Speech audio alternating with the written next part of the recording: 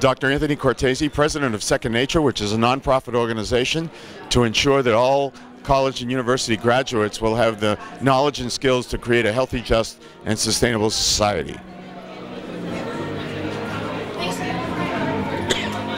What is sustainability? Well, it's really about meeting the needs of all the people in the world today so that everybody has a decent quality of life and ensuring that future generations will have the same opportunity.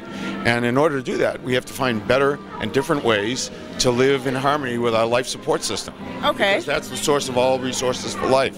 So, since we have to find better and different ways, what are some of the ways that we can do and things we can do in our day-to-day lives to be more sustainable?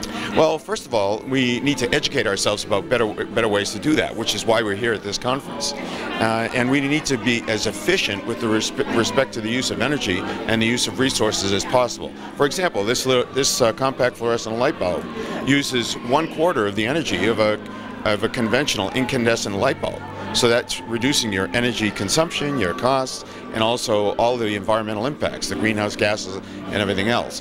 And that's what we need to do on a very large scale. We need to do that with respect to all of the resources, our food, our transportation, our industry, and we also need to do it, you need to find different kinds of energy to use. Right now we're primarily using fossil fuels, which are very polluting.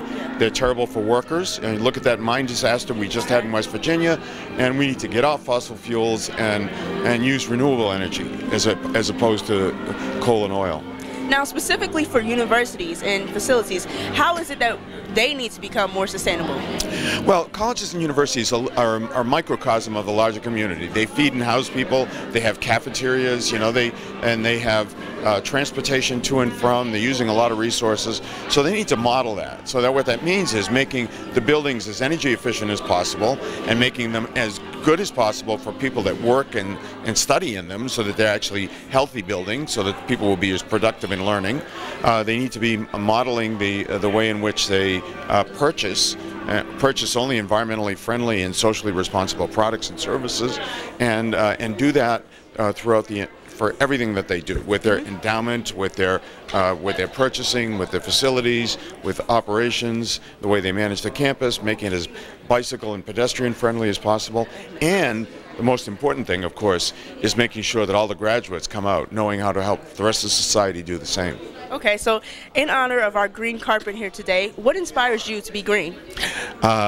It's the notion that if I don't find a way to be green, then I'm not going to be healthy, my children are not going to be healthy, and the rest of the world is never going to have a decent opportunity.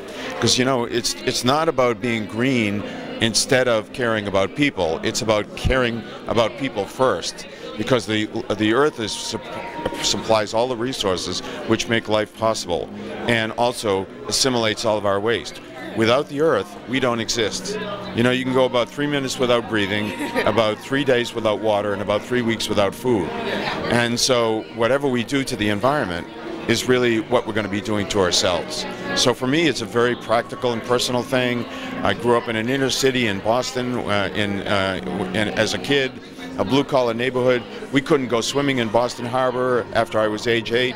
We couldn't go harvest clams anymore as a family because it was so polluted, and that's not right. And I always felt that we should be able to have a decent quality of life for as many people on this earth as possible, and not have it be polluted and affecting our health in a negative way.